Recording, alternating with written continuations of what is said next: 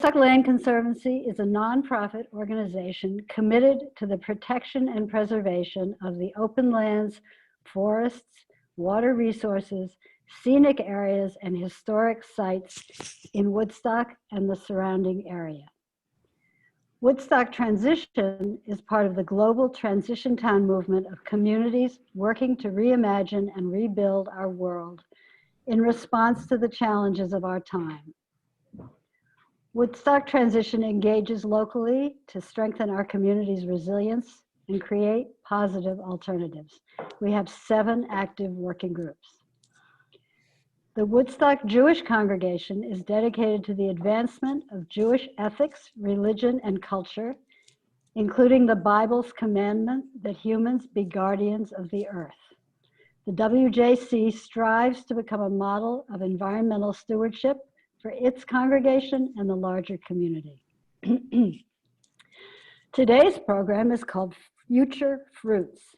The Future Fruits Project will introduce the perennial agriculture food forest concept of growing freely available food in public spaces such as streets and parks through videos and discussion of existing examples. Future Fruits has initiatives in New Paltz, the Village Hall, and Kingston, and would like to generate interest in other public places, as well as in residential locations. The ability to generate nutritious food in our gardens offers numerous ecological benefits for humans, wildlife, microbiome, water, and more. The presentation tonight will be led by Karine Dutay and Jared Williams. So Karine and Jared, take it away. Thank you, Polly. And thank you everybody at the Woodstock Transition for inviting us tonight. It's really awesome to have these talks. I love spreading this knowledge. So yes, my name is Jared Williams. I'm from Saugerties, New York, and also Kingston as well. I'm a permaculture designer and also educator. I was educated myself in 2012, and then I decided to go for it and really practice and live it. And now I teach permaculture classes every year on a place that we call the Sharestead, where we're trying to, we have built a permaculture demonstration site, which we'll show you later in this presentation. And just trying to share that knowledge in our permaculture design courses. I was also part of the Long Spoon Collective, which is a Saugerties food sharing network, which has about 10 properties that we manage and share the produce at events called, monthly events called the Saugerties Food Share. That's been going on for about 8 years. And I'm also really interested in building community through action and through education. So that brings me here tonight because the project that we're doing, Future Fruits, and also Future Farms, which I'll share with you also later, is dedicated to creating abundance and sharing that access to those spaces that can create abundance. So that's good for me now. Corinne, you want to introduce yourself? Yes, so just a few words. My name is Karine Dutay. I have a background in art and landscape architecture. I was always interested in food systems. My grandparents were farmers, and I used my summer as a kid to be on the farm. So it grew with me, and that bring me to do project about food and education with the kids to reconnect with nature. I work at the Phoenicia school vegetable garden, and we did lots of programming about nutrition and lots of education programs. I also curated art project in the Bronx addressing food issues. And so that was like also very engaging to have the art as an awareness. I live in Woodstock. I worked for the Woodstock Land Conservancy, amazing group of people. And I have now a landscape design practice in Kingston. So I met Jared through the Woodstock Transition. And I think we both share a passion for food and and its relation to people. So we are very excited to present to you this project tonight. Okay, so I'm gonna share my screen here and then we'll start the presentation.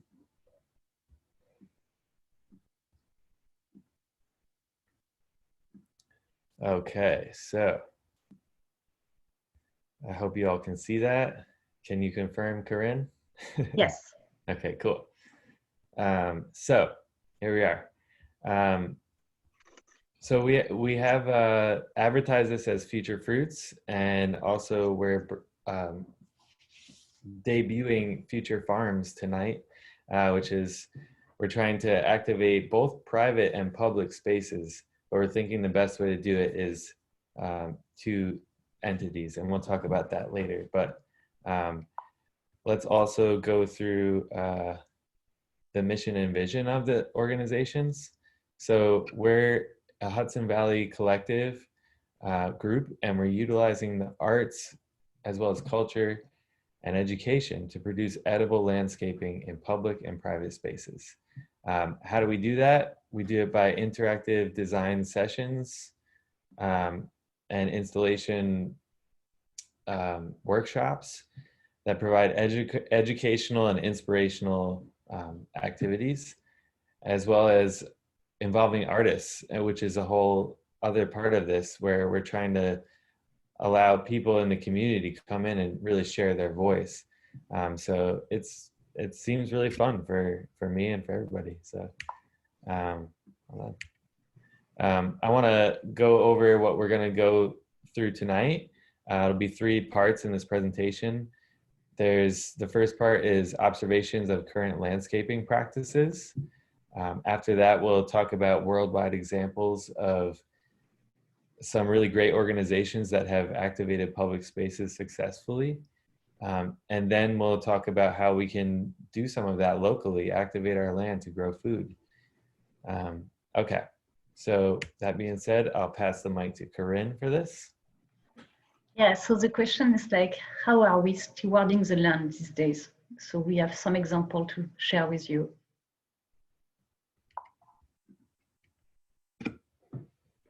So lawns were introduced by settlers for cattle feeding. So they were selected because they were growing very fast, much faster than the growing native grass that we had here. So these are examples of corporate landscaping. And you see like there's no flower, means like no pollinator habitat, nor food.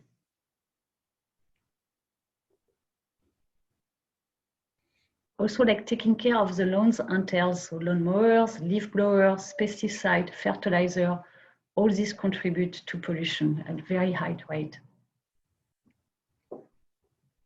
And lawn offers very poor water retention or filtration.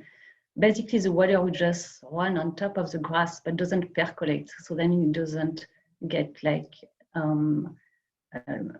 would say like there's water pollution because there's no filtration, and that participate to flooding. It's a major part of it. Lawns provide no shade, which is an issue with climate change because we need to cool the planet, nor food, nor added aesthetic values. And here you have a great example of the lawn and the different shade of the green around with the trees, with the biodiversity and all these differences that we need. Okay, thanks, Corinne. Also, I want to say that this picture right here is my neighbor, where I live in Saugerties. And we got this image of both of them next to each other, so this is an example of how you can work with nature. Above is where I live, and there's a mandala food forest garden there, and I'll give that definition in a second. But I want to show this dichotomy here of lawns with productive landscapes, and the way it just looks as well. But in terms of function, food forests can provide what's known as 7 F's, right? So it can provide food and fuel like firewood, it can provide fibers to make clothing or rope, or many other things. Fodder, meaning food for animals. Also fertilizer, so not the chemical kind, but plants and soil providing nutrition for other plants in the system. Fungi, so mushrooms, mycelium is a very important layer of a food forest. It shares nutrients. And pharmaceuticals, yes, spelled with an F, where it's providing our medicine and our wholesome life force via the plant world. And I added this one, but it's very valid that food forests are fun. It's so great to witness nature at work, and we're just a small part of it. We have this ability to really come into nature and make our mark. But if we listen to it and work with it, it's brilliant. It's fun to witness. Meanwhile, our neighbors are just utilizing fossil fuels to keep that going. So it's a lot of work, and for what end? I just want to show that dichotomy there. We can either be users of landscapes or producers with landscapes. Okay, so here's a zoom in on the food forest so you can see a little more about the diversity. We've got things, let me give this definition first. So what is a food forest?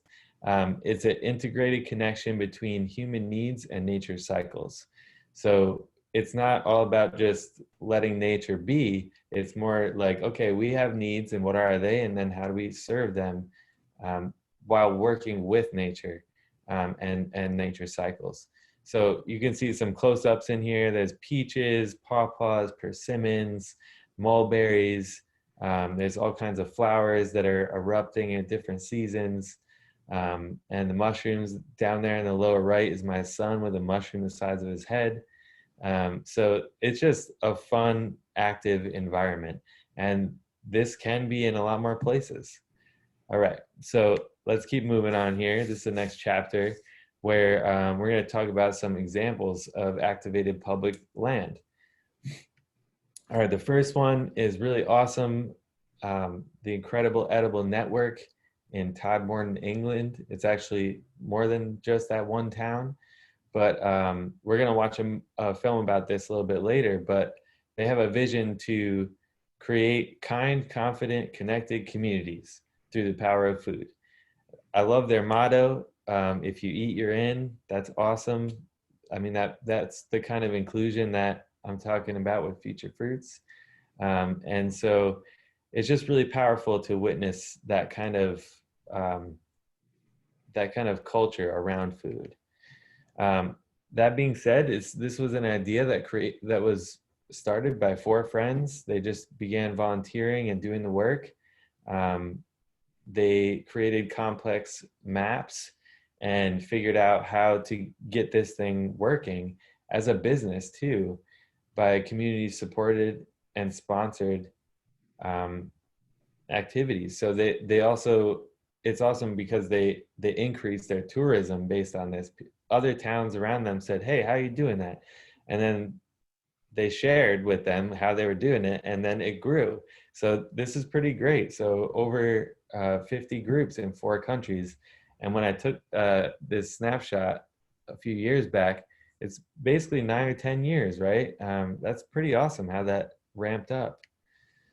Another great example, Public Produce in British Columbia. They're improving food security and social equity, promoting cooperation and community, and encouraging education and awareness. They got food in their alleyways. They've got plans to put something outside of the senior housing. Even in parking lots, they're growing squash where the soil's good, park benches. I mean, there's so many possibilities and spaces if we really open our minds. I also really love that they make their knowledge accessible. They have this startup guide, which will include in the resources with this this conversation that we're having here. And maybe it's going to go in the chat probably. I'm not in charge of that, but somebody is. And it's really great because they share it open source. How how you can start an organization like this, and how do you approach a town? How do you get people involved? It goes step by step. And if you're interested, look into this. Another video we'll watch tonight is including Ron Finley. He's a guerrilla gardener. And if you don't know what that means, it's essentially someone who activates land freely. And so guerrilla gardening is on abandoned, neglected land, often without approval. And so, for example, cities own land, and sometimes right here, you can see there's an area between the street and house and the curb, right? So in that place, the city owns it, but they say the private landowner needs to take care of it. And so what a brilliant idea to potentially use those spaces to grow food, to tackle this statistic here of 26.5 million Americans living in a food desert. And the food desert is actually an interesting, strange term, because it can also be more seen as what's known as a food apartheid. By definition, it's a policy or system of segregation or discrimination on the grounds of race. So that's just some terms there. But the way he puts it, Ron Finley says, utilizing a permaculture principle, that the food is the problem, but it's also the solution.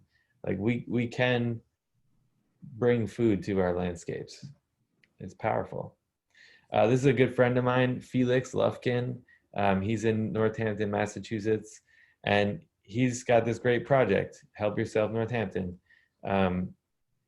He's going to ignored and unused spaces, transforming them to productive food forests. He's creating meaningful connection, sharing the commons, the shared landscapes, right? And bringing the community together for abundance. That's awesome. A more tech savvy way to look at this is fruit mapping. So it's interactive. You can go on these websites, which we'll also share with you in the resources, and look at places around the world, even with this falling fruit, that people go on and say, look, there's an apple tree over here, and I know that it's accessible, and the people that are living on that land are okay with us like having a turn with the fruit. And then also sometimes they give timing and use of harvest. Like, how do you utilize persimmon fruit? I don't know. So it's really educational and open, available information. And the last example I'll share with you tonight is this is in New York City. A friend of mine, Claudia, started this organization called the Permaculture Exchange. And she was bringing together the diverse population in New York City and saying, like, what do you want to see in this dog park? Maybe we can create a culinary experience from around the world. And so they co-created a design, they built it together, they had workshops together, they shared food together. That's pretty amazing, considering the space that used to be a dog park that people are afraid to go to, changing it into an abundant landscape. All right, so the last chapter here is, having seen some of that great information and inspiration, how can we do something like that locally? Because really, that's what it comes down to. We have that power. So yes, so in order to start our project, we contacted City of Kingston, and we did some research about the vision of the city for the landscape. And so all these documents, we looked at it, and we had some conversation with city officials, and we kind of answer some of the questions and the goals they had for the city about sustainability, about food access, about climate change. So this project is really like working with the city and the grassroots with the residents. We are trying to work this project on both sides. One concept that we also found was this concept called a 10-minute walk, where they were considering about, do people have access to open space in the open space plan, right? Can people get to a park in a 10-minute walk? Well, also, let's think about this. Can people get to nutritious food in a 10-minute walk? Because sometimes people don't drive. They can't. They don't have a car. And so there may be neighborhoods that don't have access to nutritious foods. Can we be a part of that process? Can we activate those landscapes, especially in those areas that don't have access to nutritious food? I think so. So yeah, this is a look at some other research we did too about what local organizations are in Kingston, and there's many. I won't go through them all, but it's really inspiring to be surrounded by such good work being done in the local landscape. And then we're saying, as Future Fruits and Future Farms, well, how can we be in communication with these organizations? And they have an event going on for planting food. Well, can we also be a part of that? And so it becomes this community thing instead of everybody working separately. So out of COVID, and while COVID was here and still here, we contacted and were contacted by this community we just saw before, these organizations, and get together and figure out like how can we be more sustainable and offer more food for Kingston. So Grow Well Kingston was born. It's a collective of organizations and individuals that support Kingston residents to grow plants and raise animals for food, medicine, natural habitat, and beauty by supporting projects that provide knowledge, growing space, and resources. So one of the first projects that has been done was greatly thanks to the Kingston YMCA Farm Project, we implemented 35 planting beds, vegetable for the community, and not only like build it, but also educate, like the resident how to use it, how to grow food, and all the nutrition and education that goes with this. So these are great projects, makes a big difference. Yeah, and I'll add really quickly that I was part of the volunteering for installing those beds, and it was so incredible to see the faces of people just light up about, wow, like there's people who want to help me grow food, and they had all kinds of questions. It was just a brilliant experience. I loved it. Sorry.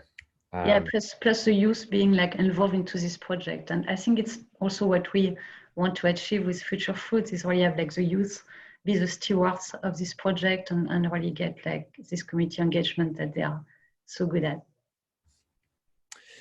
Okay, so yeah, we just wanted to describe a little bit about Future Fruits and Future Farms.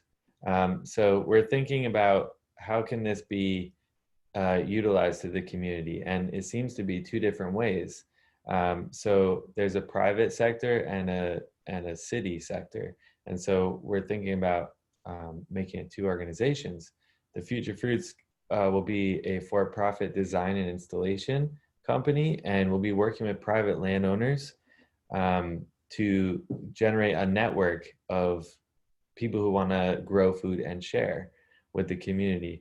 We also have a nursery for growing plants, and that'll be stocking up for the installations that we have. So Future Farms will be a nonprofit organization working with cities and towns who are interested in changing policy and zoning to accommodate some more community held and supported land.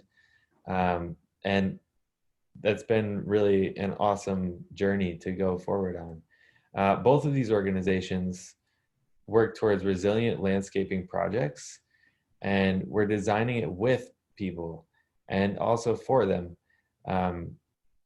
The with part is really important though, because then people feel like they are not only a part of it, but can sort of own it and come back and utilize it.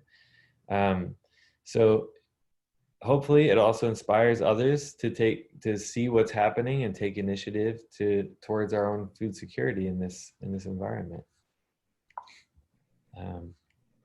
Okay. So this is a project. This is a project, the first project we are working on in Kingston. It's in Midtown near Broadway on Franklin Street.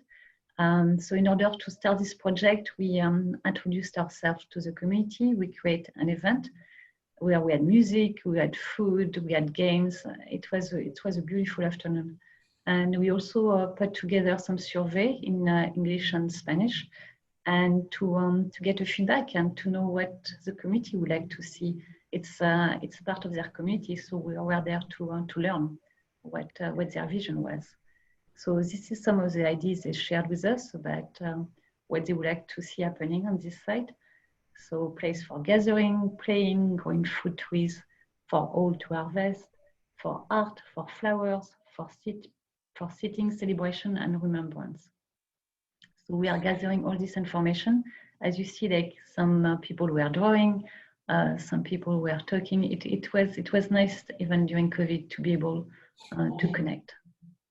Yeah, and there were other organizations here as well. They donated a bunch of food for the event. Right. And yeah, it was just really a nice gathering. This is another thing that we did this past year.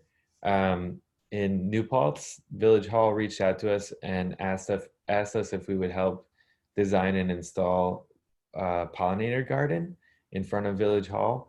And so we did an event on November, which was with the community. We sent some outreach and it was a good attendance, where during this winter, actually next month probably, we'll be building soil on this land, and doing that in preparation for installing a design which locally people have made, and that'll generate more abundance for, especially for pollinators, but also for people, because pollinators create food.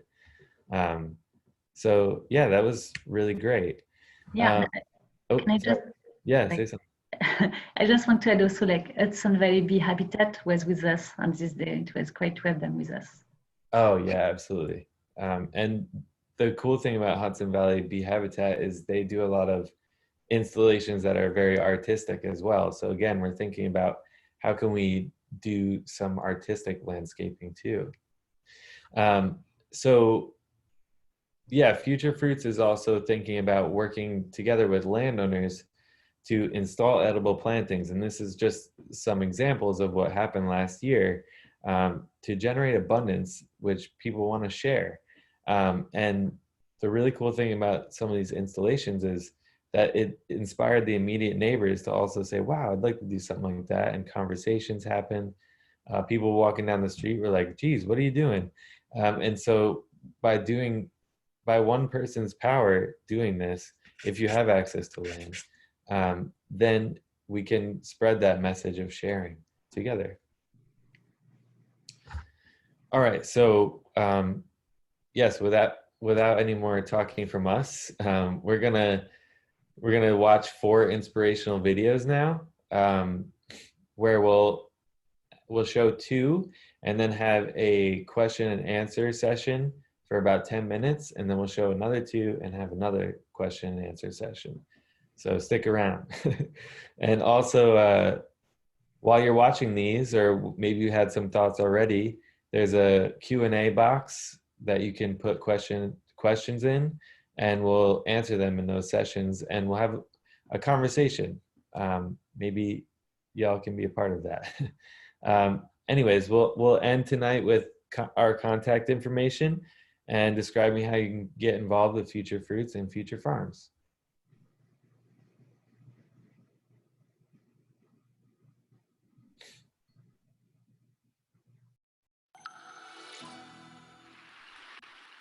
The will to live life differently can start in some of the most unusual places. This is where I come from, Todmorden. It's a market town in the north of England, 15,000 people between Leeds and Manchester, fairly normal market town. Used to look like this, and now it's more like this. with fruit and veg and herbs sprouting up all over the place. We call it propaganda gardening. Corner of our railway station car park, front of our health centre, people's front gardens, and even in front of the police station. We've got edible canal towpaths, and we've got sprouting cemeteries. The soil is extremely good.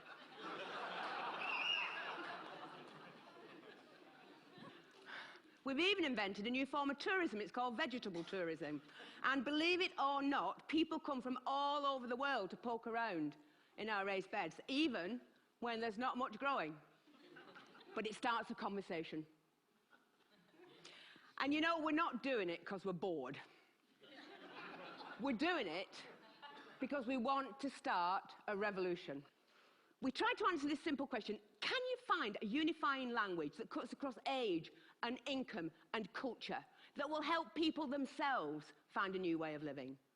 See spaces around them differently, think about the resource they use differently, interact differently. Can we find that language? And then can we replicate those actions? And the answer would appear to be yes, and the language would appear to be food. So 3.5 years ago, a few of us sat around a kitchen table and we just invented the whole thing.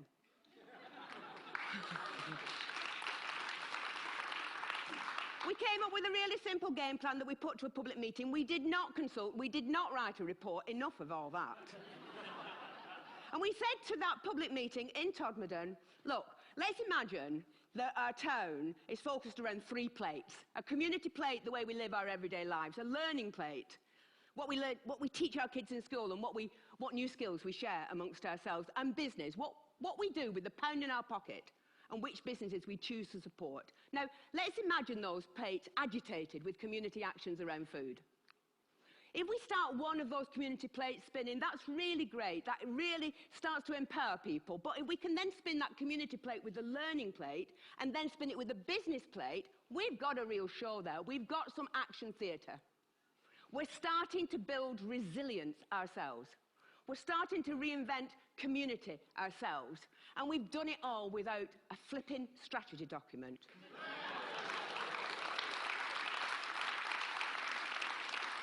And here's the thing as well. We've not asked anybody's permission to do this, we're just doing it. And we are certainly not waiting for that cheque to drop through the letterbox before we start. And most importantly of all, we are not daunted by the sophisticated arguments that say these small actions are meaningless in the face of tomorrow's problems, because I have seen the power of small actions and it is awesome. So, back to the public meeting. We put that proposition to the meeting, 2 seconds, and then the room exploded. I have never, ever experienced anything like that in my life. And it's been the same in every single room, in every town that we've ever told our story. People are ready and respond to the story of food. They want positive actions they can engage in, and in their bones, they know it's time to take personal responsibility and invest in more kindness to each other and to the environment. And since we had that meeting 3.5 years ago, it's been a heck of a roller coaster. We started with a seed swap, really simple stuff, and then we took an area of land, a strip on the side of our main road, which was a dog toilet basically, and we turned it into a really lovely herb garden. We took the corner of the car park in the station that you saw, and we made vegetable beds for everybody to share and pick from themselves.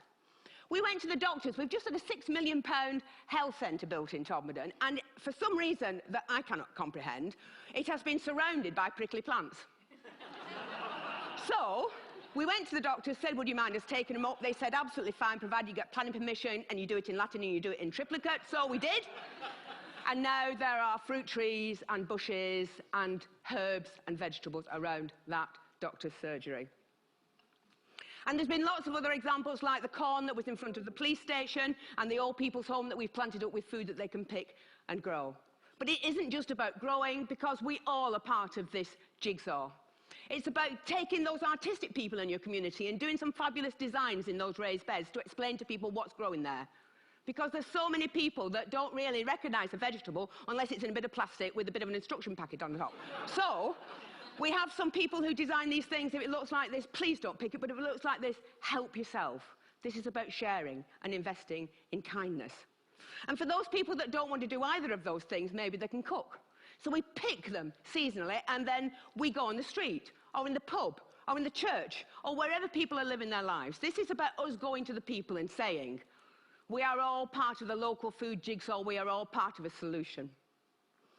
And then because we know we've got vegetable tourists and we love them to bits and they're absolutely fantastic, we thought, what can we do to give them an even better experience? So we invented, without asking of course, the incredible edible green route. And this is a route of exhibition gardens and edible towpaths and bee-friendly sites and the story of pollinators. And it's a route that we designed that takes people through the whole of our town, past our cafes and our small shops, through our market, not just to and fro from the supermarket. And we're hoping that in changing people's footfall around our town, we're also changing their behaviour. And then there's the second plate, the learning plate. Well, we're in partnership with the high school. We've created a company. We are designing and building an aquaponics unit in some land that we spare at the back of the high school, like you do. And now we're going to be growing fish and vegetables in an orchard with bees. And the kids are helping us build that. And the kids are on the board. And because the community was really keen on working with the high school is now teaching agriculture. And because it's teaching agriculture, we started to think, how can we then get those kids that never had a qualification before in their lives but are really excited about growing, how can we give them some more experience? So we got some land that was donated by a local garden centre. It was really quite muddy, but in a truly incredible way, totally voluntary-led, we have turned that into a market garden training centre. And that is polytunnels and raised beds and all the things you need to get the soil under your fingers and think, maybe there's a job in this for me in the future. And because we were doing that, some local academics said, you know, we could help design a commercial horticulture course for you. There's not one that we know of. So they're doing that, and we're going to launch it later this year. And it's all an experiment, and it's all voluntary. And then there's the third plate. Because if you walk through an edible landscape, and if you're learning new skills, and if you start to get interested in what's growing seasonally, you might just want to spend more of your own money in support of local producers. Not just veg, but meat and cheese and beer and whatever else it might be. But then we're just a community group, you know, we're just all volunteers. What could we actually do? So we did some really simple things. We fundraised, we got some blackboards, we put Incredible Edible on the top, we gave it to every market trader that was selling locally, and they scribbled on what they were selling in any one week. Really popular, people congregated around it, sales were up. And then we had a chat with the farmers, and we said, we're really serious about this, but they didn't actually believe us. So we thought, OK, what should we do? I know, if we can create a campaign around one product and show them there is local loyalty to that product, maybe they'll change their mind and see we're serious. So we launched a campaign, because it just amuses me, called Every Egg Matters. And what we did was we put people on our egg map. It's a stylised map of Todmorden. Anybody that's selling their excess eggs at the garden gate, perfectly legally, to their neighbours, we've stuck on there. We started with 4. And we've now got 64 on. And the result of that was that people were then going into shops asking for a local Todmorden egg. And the result of that was some farmers upped the amount of flocks they got of free-range birds, and then they went on to meat birds. And although these are really, really small steps, that increasing local economic confidence is starting to play out in a number of ways. And we now have farmers doing cheese, and they've upped their flocks of rare breed pigs. They're doing pasties and pies and things that they would have never have done before. We've got increasing market stalls selling local food, and in a survey that local students did for us, 49% of all food traders in that town said that their bottom line had increased because of what we were actually doing. And we're just volunteers, and it's only an experiment. Now, none of this is rocket science. It certainly is not clever, and it's not original. But it is joined up, and it is inclusive. This is not a movement for those people that are going to sort themselves out anyway. This is a movement for everyone. We have a motto: if you eat, you're in.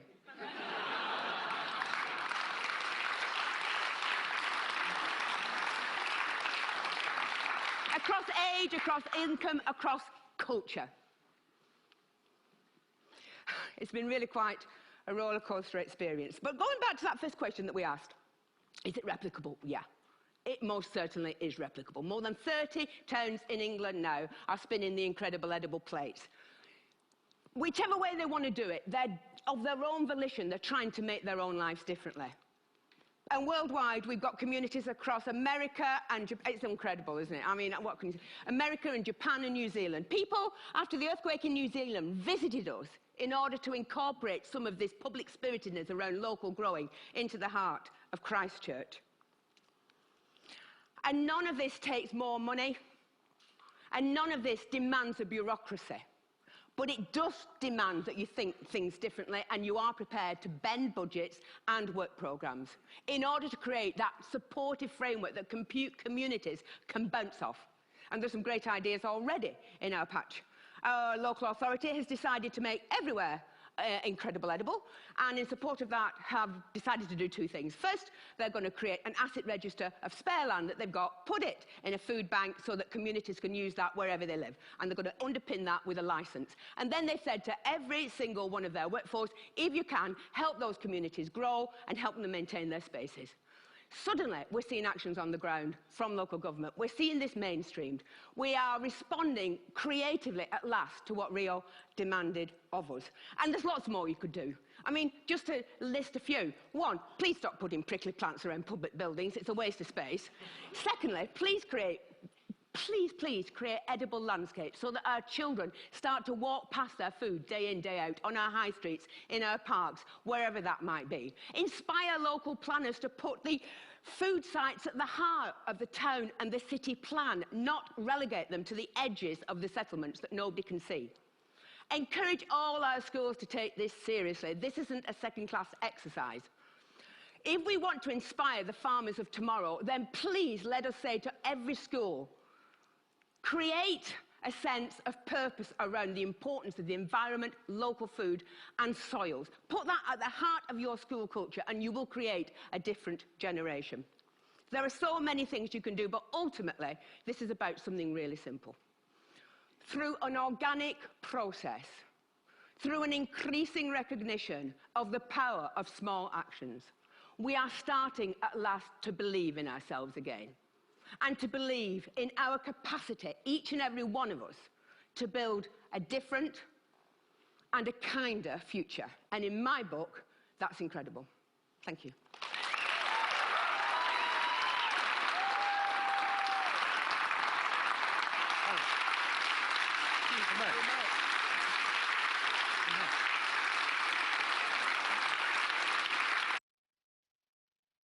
Planting a garden has the power to change the world, and even you can do it.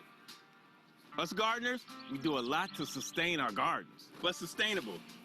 See, that's old news, because it leaves you in the same damn place.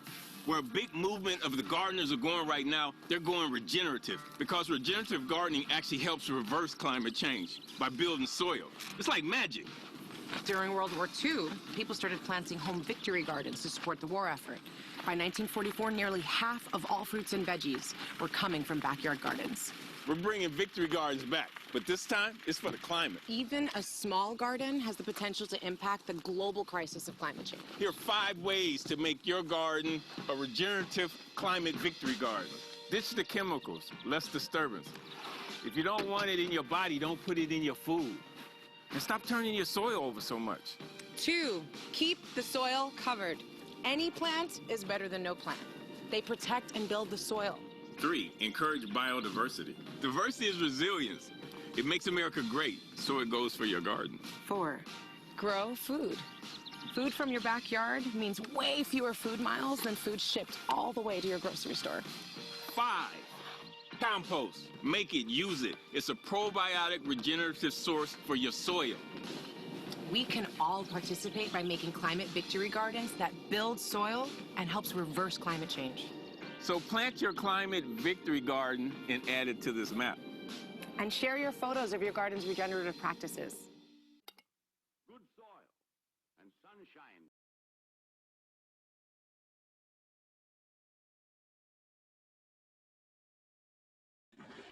All right, so thank you everybody for watching this. Also, I'll remind you that there's a question and answer box. So if you have any questions for us, can you please put them in there? And then we'll talk about them.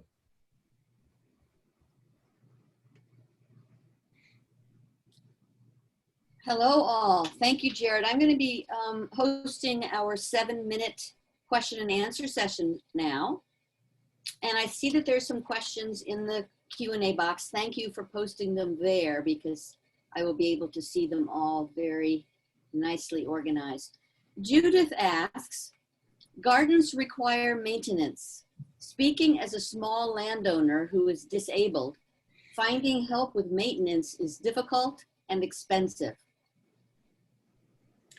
Yeah, so I have a response for that for sure. I've been working with the Long Spoon Collective for many years now, and we tackled that head on. There were people who were disabled in our extended group, and they were not able to come to gardens and do work, and they actually felt quite guilty about it because they were like, well, you're gonna share food, but like I can't do any work. And we were like, no, that's not the point. It's really about sharing. So we were very inclusive about that, and there was a lot of surprising things that happened from that inclusivity, where people who were disabled and couldn't bend down and pick up water, plant seeds, were all of a sudden able to, at our food share events, like hang out with the kids, and their spirit just brightened up. They don't get that experience. So it's also less about the physical labor, but more about the community, as something, a way to answer that. Yeah, and I would also add, like, the idea is to share. Like, if you have land and you don't have the ability to do the work, then you open your garden to the community and to some members, you know, and this is like this kind of reciprocity. And I know the Kingston Land Trust has a program especially like this, where people can just say like, hey, I have some land, either I cannot do it, or I just don't have the time, or whatever reason, and you offer this land to somebody, and then suddenly you share all the harvest together, which I think is a great idea. Yeah, so that's the Kingston Land Matching Portal, if you want to look that up. If you live in Kingston or around this immediate areas, they can they have a program where they set up landowners with people who want to utilize land locally. Jared, can you repeat that link, Kingston Land? It's on the kingstonlandtrust.org website. I'm sure there is a way to access that. I don't know the exact. Yeah, actually somebody just posted it, so it's in the chat now. Thank you. Thank you, Rachel. All right, Muriel asks, how to get around car exhausts and other city town parking lot pollutants that may compromise the edibles? Well, on this one, so I mean, when you study the plants, you learn that some plants kind of gather the pollutant in different parts. So it could be either in the leaf, in the trunk. So you have to decide like what plant will fit for what purpose. So some of the plants, the fruits are totally edible, even though the rest of the plant could be poisonous for us. And there is some places where you should not plant any edibles. So the idea is before you do any planting to do a soil test, and that's what we do. We start with this. We test the soil, and we can see like how the soil is, what it can offer, and if there is any pollutant, then you have to remediate before you can plant. So yeah, you have to be aware of that for sure. There's also a beautiful thing called mycelium, and mycelium is known for taking action on pollutants and sort of converting them or stabilizing them. So there's a whole array of things that you can research about that. But yeah, it's part of the web of nature, is always trying to come into balance. So there's ways you could do. You can also plant certain plants which uptake pollutants as well. So maybe for the first year, it's just those plants in that landscape to kind of gather pollutants into the plants, and then they're disposed of. So there are options on how to do it or remediate it in different ways. Thank you, Jared. Muriel is mentioning, awesome, my heart is leaping. When do we begin? That's the kind of attitude I'm talking about, because I mean, that's one of the biggest things that we really need is the people's participation, because without that, it's really not going to happen. And so, yes, we're going to have our information at the end of this, and you can absolutely reach out about when and where to begin. And we're interested in hearing from the people who are here about some ideas maybe they have about where this can go. Thank you. We have time for one more question here, I'm sure.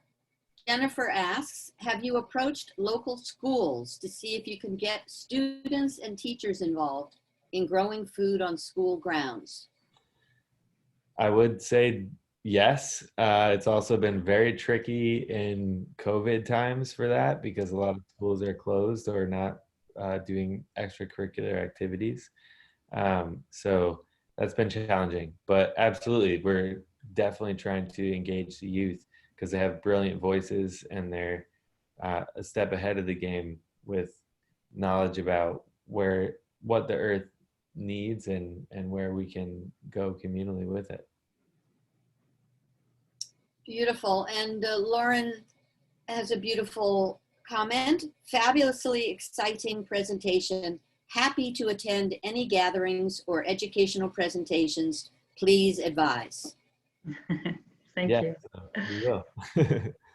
So don't forget to post your questions in the Q&A box. We're going to watch 2 more videos, and then we'll return for another Q&A session. Thank you. Take it away, Jared. Oh.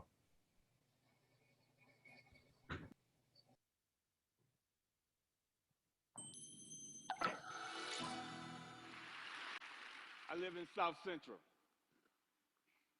This is South Central. Liquor stores, fast food, vacant lots. So the city planners, they get together and they figure they're going to change the name South Central to make it represent something else. So they change it to South Los Angeles. Like this is going to fix what's really going wrong in the city. This is South Los Angeles. Liquor stores, fast food, vacant lots. Just like 26.5 million other Americans, I live in a food desert. South Central Los Angeles, home of the drive-through and the drive-by. Funny thing is, the drive-throughs are killing more people than the drive-by. People are dying from curable diseases in South Central Los Angeles. For instance, the obesity rate in my neighborhood is like 5 times higher than, say, Beverly Hills, which is like probably 8-10 miles away. I got tired of seeing this happening. And I wonder, how would you feel if you had no access to healthy food? If every time you walk out your door, you see the ill effects that the present food system have on your neighborhood? I see wheelchairs bought and sold like used cars. I see dialysis centers popping up like Starbucks. And I figured this has to stop. So I figured that the problem is the solution. Food is the problem and food is the solution. Plus, I got tired of driving 45 minutes round trip to get an apple that wasn't impregnated with pesticides. So what I did, I planted a food forest in front of my house. It's on a strip of land that we call a parkway. It's like 150 feet by like 10 feet. The thing is, it's owned by the city, but you have to maintain it. So I'm like, cool. I can do whatever the hell I want. Since it's my responsibility and I got to maintain it, and this is how I decided to maintain it. So me and my group, LA Green Grounds, we got together and we started planting my food forest, fruit trees, you know, the whole nine, for vegetables.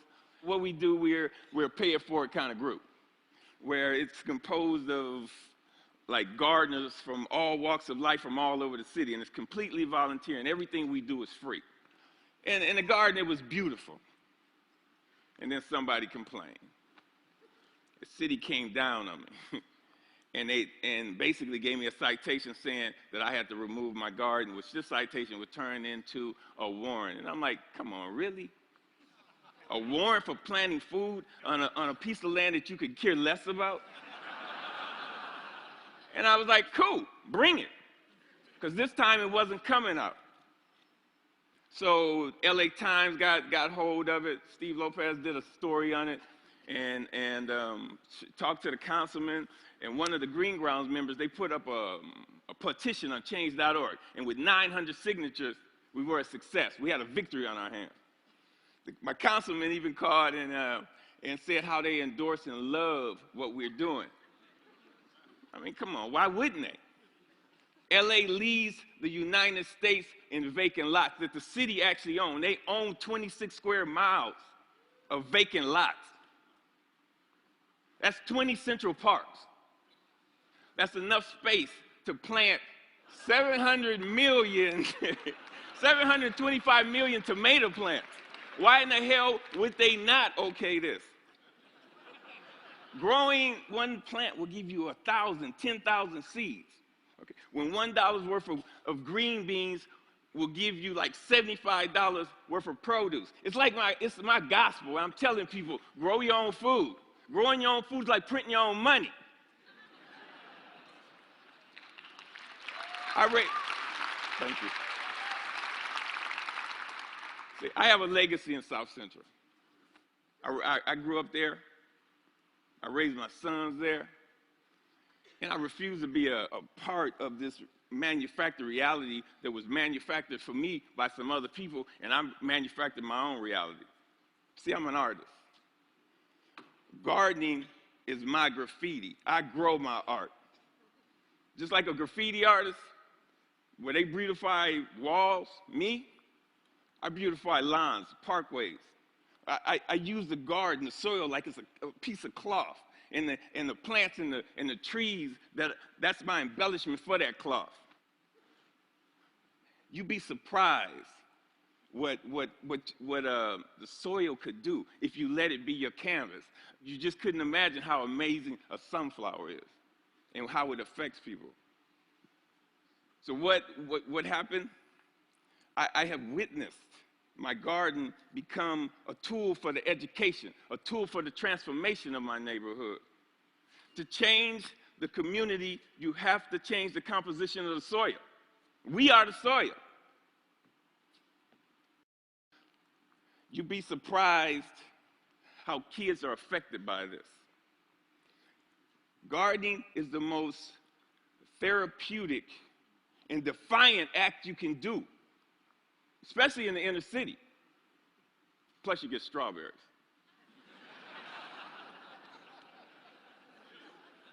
I remember this time, there was this mother and the daughter came, it was like 10:30 at night, and they were in my yard, and I came out and they looked so ashamed, I'm like, man, it made me feel bad that they were there, and I told them, you don't have to do this like this.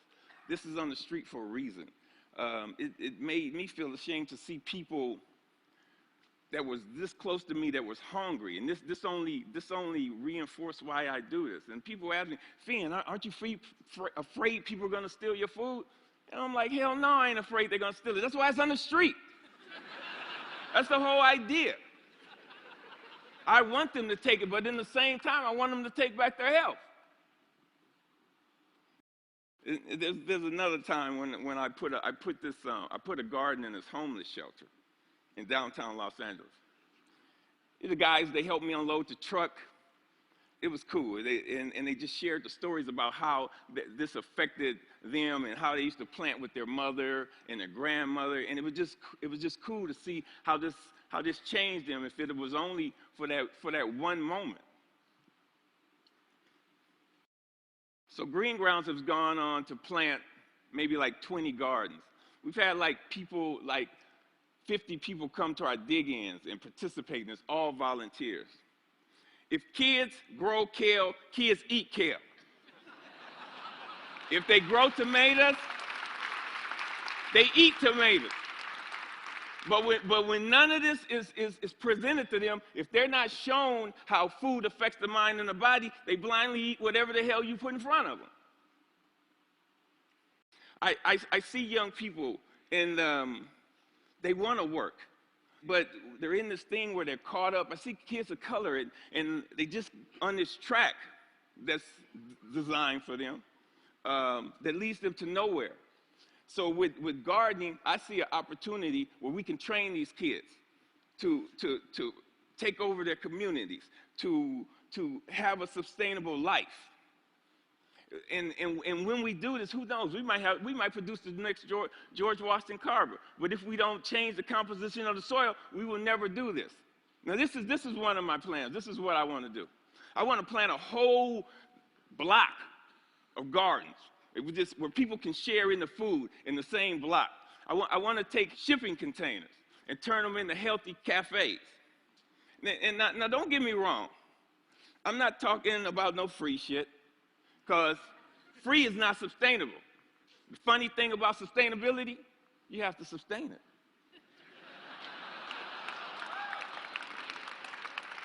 What I'm talking about is putting people to work and getting kids off the street and letting them know the joy, the pride, and the honor in growing your own food.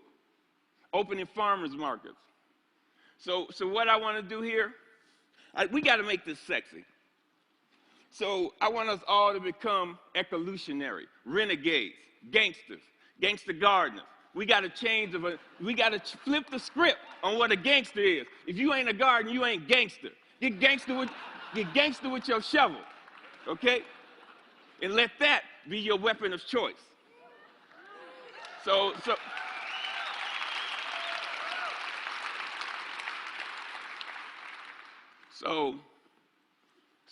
basically, if you want to meet with me, you know, if you want to meet, don't call me. If you want to sit around in cushy chairs and have meetings where you talk about doing some shit, If you want to meet with me, come to the garden with your shovel so we can plant some shit. Peace.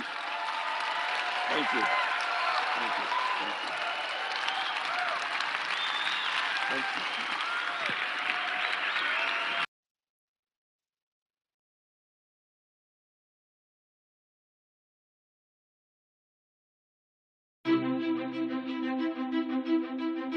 If you do nothing to a piece of land in temperate climates, it will become a forest. The forces of nature are actively moving the land towards a balanced, sustainable, and resilient ecosystem. This is called succession. In southwest England, an unusual forest is growing. Nut trees, fruit trees, shrubs, and perennial vegetables are planted in a way that mimics a natural woodland. This forest garden is the life's work of Martin Crawford, an unconventional gardener who grows 500 edible plants with just a few hours of maintenance per month. What we think of as normal in terms of food production is actually not normal at all. Annual plants are very rare in nature, and yet most of our agricultural fields are full of annual plants. It's not normal. What's normal is a more forested or semi-forested system. Forest gardens in a temperate climate tend to have 7 layers or so: high trees, smaller trees, shrubs, perennials, ground cover layers, root crops, and climbers. So it includes directly useful plants, many types of fruit trees, both the common ones and much less common fruit trees, all the types of nuts, tuber crops, vegetables, medicinal plants, timber, but also logs that you might grow other things on, like mushrooms. There are also plants of indirect use, system plants, to help the system function better, and that includes nitrogen-fixing plants, mineral accumulators, plants to attract beneficial insects to eat all your pests. Forest gardens are very beautiful places to be in, because although they're managed, the management is light, so they have this very naturalistic feel to them, and it is more like being out in nature than being in a cultivated garden. It can seem a bit overwhelming. There's so many different species. You shouldn't let that stop you from beginning a project, because you don't have to know everything to begin with. Just start, plant some trees, and go from there. It's not the gradually increasing temperatures that damage plants. It's the increase in extreme events, big storms, big winds, very heavy rain, hail, droughts.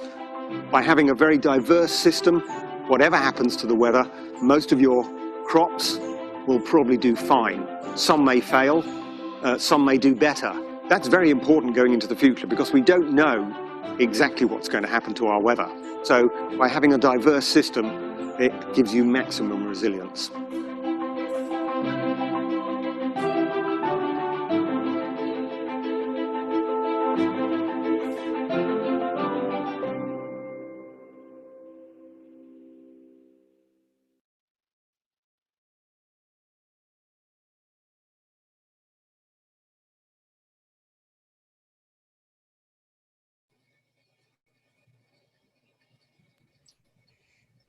Wow. My head is spinning. Those are beautiful. Yeah, it's a lot of information, isn't it? Absolutely, but it's beautiful. But I am here to facilitate the question and answer session. And wow is not a question, so I'll move on. Now Q&A, here we go. So we answered Jennifer and we answered Lauren. So we need some questions in the Q&A box, if you please. And meanwhile, I have some questions that were sent in advance. Is there a difference between a pollinator garden and a permaculture edible garden? Well, my first thought is no. Well, I mean, because pollinators do so much work, they're involved in many different ways, always. It's hard to find a type of food that doesn't get pollinated. So pollinators are always active. Now, when you talk about the term pollinator garden, a lot of times people do it in terms of native plants, plants that are not often planted to inhibit a specific effect for, let's say, like the monarch butterflies, which have been losing their habitat. So a lot of pollinator gardens are steered towards bringing back pollinators in big numbers. But a lot of times those same gardens can produce food. So that's a really cool thing that I'm interested in. And part of why we linked up in New Paltz is because everything that's edible also needs pollination. So we can also be putting edibles into pollinator gardens. Thank you. Judith asks, who is doing what in Woodstock? And I'll leave you to interpret that. Okay. Who's doing what in Woodstock? Well, that's a big a lot can be done in Woodstock. I think that's also the purpose of us being here tonight. It's to offer the possibility of people from Woodstock to get together and ask us how we can help to create a network. And I think the Woodstock Plant Conservancy would be very happy to help as well. So please reach out to us if you want, to start a connection and figure out like a place where you want to start, or if you want to participate at any level, we'd be happy to start something with you, definitely. Yeah, and there has been some Woodstock installations already. For example, Kirk and Caroline, who are on this call, reached out to Future Fruits last year, and we've installed a garden in their yard. And they're open to sharing and everything too. So it's really amazing to start to bring this into the landscape right away. All we have to do is say yes, and then becoming part of the process is important. Wow, we now have a flood of incredible offers, questions. I mean, one theme in about 3 or 4 of these questions is, have you thought about how to manage a forest area in our climate with food in mind? Susan asks, and many others have similar themes. Yeah, there's a lot of different ways that that answer could roll out. It's highly based on place and conditions. So one of the things in permaculture that we do is spend hopefully all 4 seasons, a full year, observing what the landscape is telling us, and therefore that dictates what kind of things get planted. Because again, it's working with nature and not on nature. So we're taking in information and then utilizing it to make something very specific in microclimate situations that will last and produce.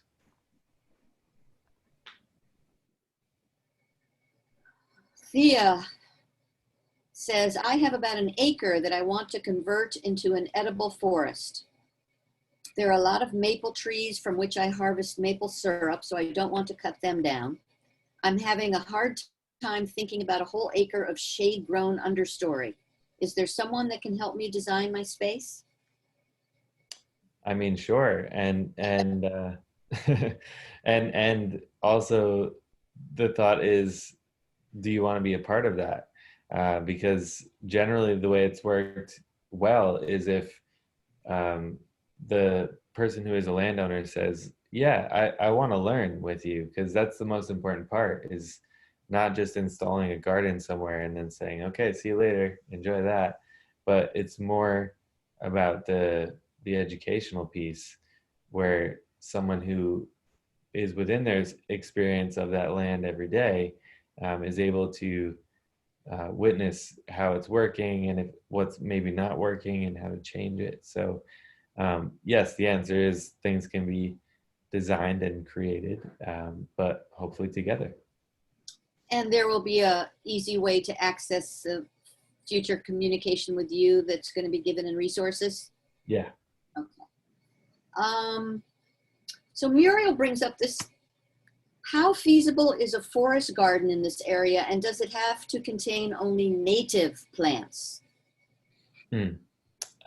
Yeah, so I have a forest garden. That is what I showed you in the presentation too. So I've been working with it for many years. And yeah, so it is very possible. And does it have to contain only native plants? No, it doesn't. The one that I have does not.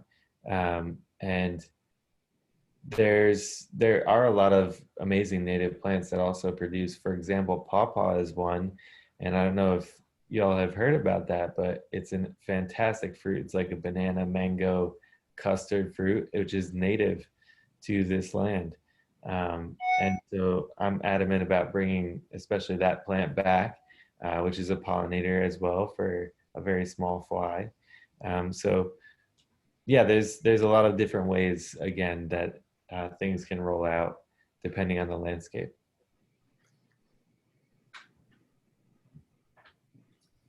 Cindy asks and says, so much inspiration. How do you see pulling it together so many people can be in action? That's a great question. I mean, I think that the workshop piece is the real way, the education part, and because people want to know, like, for example, why or how is it possible. So when you bring people together and you start to have like interesting conversations about how this all works, then people feel part of the process and they want to continue it. So I think it's pulling people together in a way of action and education is what we're headed towards. Yeah, and I think the event today is part of activating like this community and getting together on all the exchange we have now and the contact we are creating. It's a first step into creating the space together. And so thank you all for being here, and we hope you stay in touch with us, because this is all together. It's not going to work otherwise. Definitely have a few more questions here. Okay. Let's answer this one. How can I get involved in this project? Well, we're gonna send you like our email at the end of this session. So I think the best way for now is to reach us by email, and we'll get in touch with you. We'll share some of our next events. We have some in Newport, we have some in Kingston for now. So yeah, definitely, and hopefully in Woodstock together for sure. Yeah, so at the very end of this, we'll have a couple of slides that I'll show you answer that question. So yeah, we can move on with that one. Patty says, speaking of grow some shit, my only lawn and pretty much the only sunny place I have is on my septic field. I'm thinking that's not a good place. That's not good to plant food. Most of the rest is forest. Can I plant some food in existing forest? Yes, and you may have to change the definition of food because a lot of people know the word food as annual crops that require a lot of maintenance, a lot of sun, and so there are many alternatives. For example, salsify is a perennial carrot. And so that just grows on its own and does its thing year after year, and you can just go and boom, take a carrot out, instead of being over top of it and making sure that it has 10 hours of sunlight. Anyways, there is again many options, but it's specific to the land. Yeah, and also like if you have some logs, you can definitely grow mushroom. You know, there's like different ways to kind of add it to your forest. There are some questions about invasive deer and bears, any other wildlife problems? Yeah, I think it's part also when you start a project like this to kind of like analyze a little bit your site and know what the issues are. We talked about like some, you know, some sun, some shade, some forest existing, and definitely the wildlife is to be accounted for. So either, you know, like you find a spot that's not on a path, and I think Jared can share his personal experience on this, or you have to add, you know, some kind of fencing, you know, to some point. I think you have to play with what you know of your land and looking at it and being there like for every season to kind of understand how your land works before you start your garden is very important. Okay, I want to answer this quickly. There is no such thing as separation. We are not the only species on this planet. Everything needs to eat, including deer and bears, and they want to. So what are we going to do? We can put up fences around everything. We can make sure that all deer and bear don't touch it. But the maybe potential better option is to plant more to create more abundance. And so when a deer does eat a little bit of somebody's bush down the road, well, there's another one over here that they didn't eat, and then those people can share. So it's about creating a shared network, an abundant network that includes deer and bear.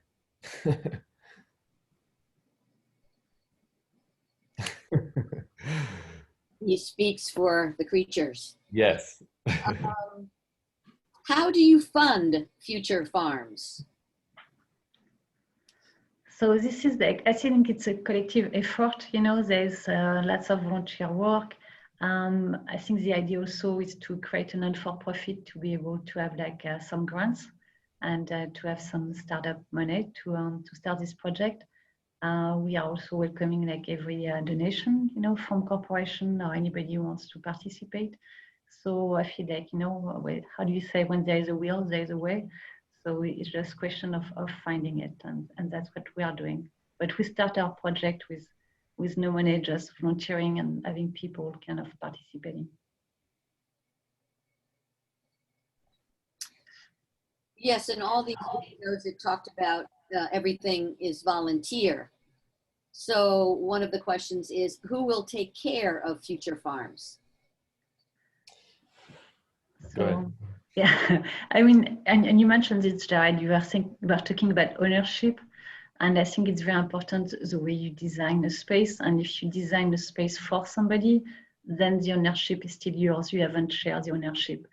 when you design with somebody and you make them designer of the space and you are just helping, this is a totally different relation to the land. And the person who designed the land and who installed the plant owns it. And so when it's your land, you are not volunteering to help. You're just doing the work that your land requires to.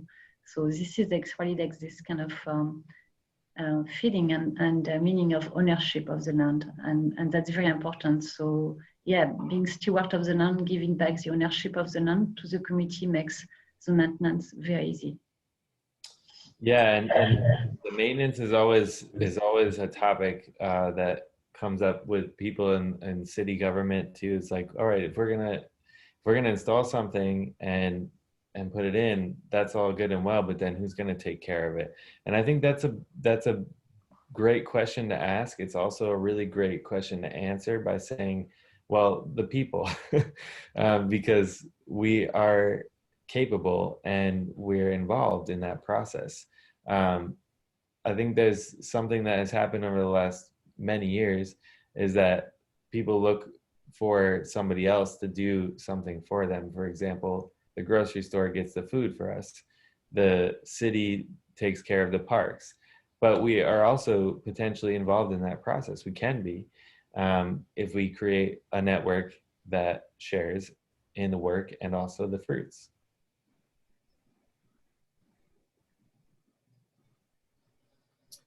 Oh, I don't know where to go. There's so many beautiful questions. How about this one? What about invasive plants? Could you talk about dealing with them? Oh, yeah. No, you go ahead. I'll wait. I mean, I wanted to say something about invasive plants, and that's something that I'm learning more and more. It's like most of the invasive are actually edible. And I think it's an amazing gift that we are having in our hands. It's just they have like amazing medicinal properties, or nutrition properties. And I think like eat your invasive is such a great program and a way to go, because you're doing like two great things. You're feeding yourself and you're remediating the landscape. So just eat the invasive. I mean, just learn about it and see what you should eat of the plant and how to prepare it. But it's definitely for me like a problem and a solution at the same time.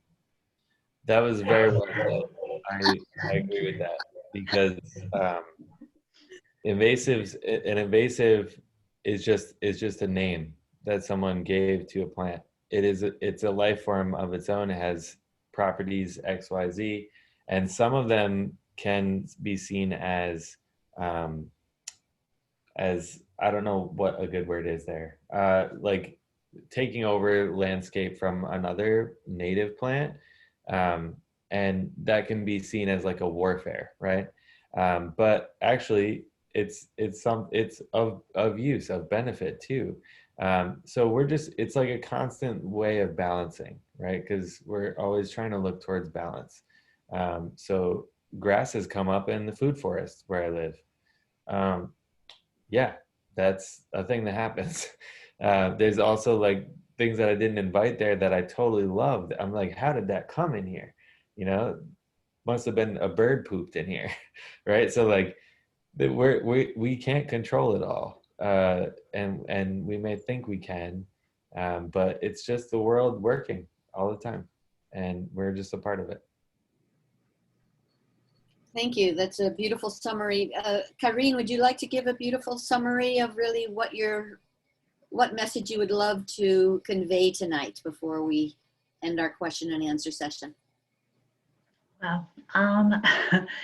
I would say like, get in touch with us. And I think we have an amazing opportunity to build a stronger community, a healthier community together.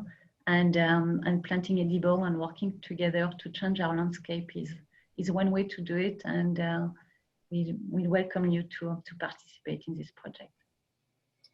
And so you envision a Woodstock living forest garden. That would be great. I think, our people sharing their land. It's a way, I think during COVID, we all had, like some thought about accessing food when the system is disrupted. and being more resilient, and also, like, you know, the concern about climate change and all the fossil fuel, being able to sustain yourself where you live. It's such a beautiful way to live that, yeah, why not? Well, great. I look forward to being a part of that myself. It's very exciting. So that will be the very last question, and I will pass that on to closure. Thank you very much. Right. So I'll share the screen again and just give you a couple more closing things here. Okay. So many of you asked about getting involved, and I don't know who's all in here, but and right, this is also being recorded, so many other people could see this. But so if you're an individual, you can sign up for involved educational workshops. We're also via email taking people's information, their phone number, their email, if they want people to have access to it, like ourselves, to compile a list of where you live and how you want to be involved. So that's something that we can say, oh, we're going to have an event in New Paltz, right? So let's look at our list of people who said they want to be involved who live in New Paltz. And oh, there's some of those who want to be pollinator garden people. So let's get them to come. Let's ask them if they want to join. So anyways, that's how individuals can get involved. We're also thinking about businesses who have landscaping needs.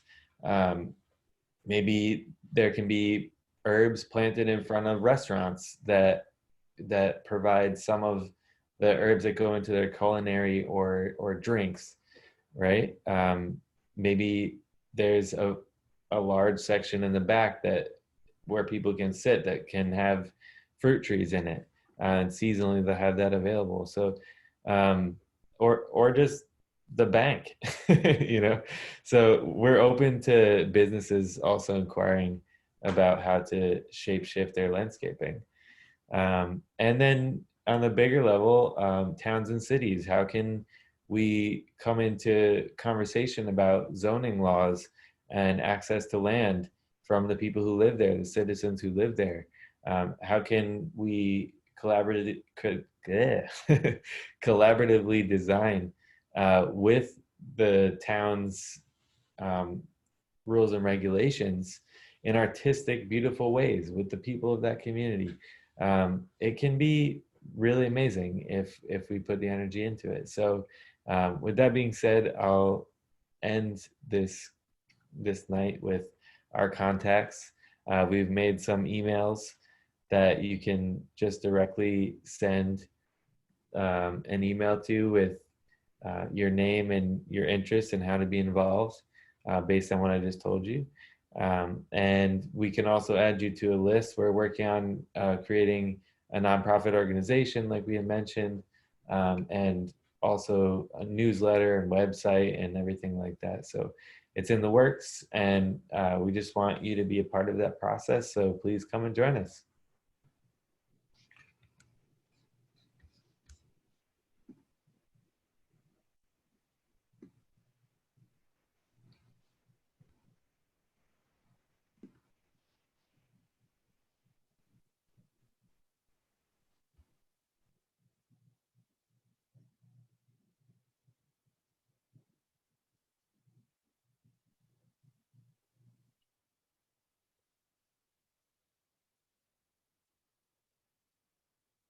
I'm not seeing.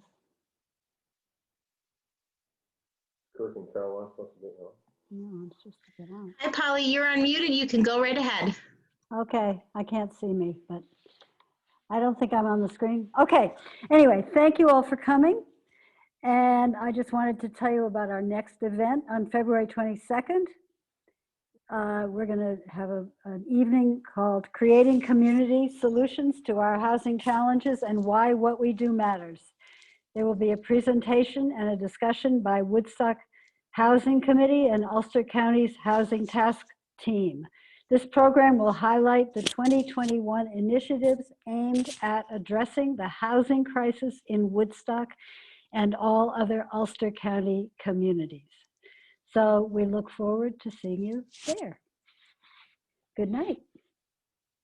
You're on my screen.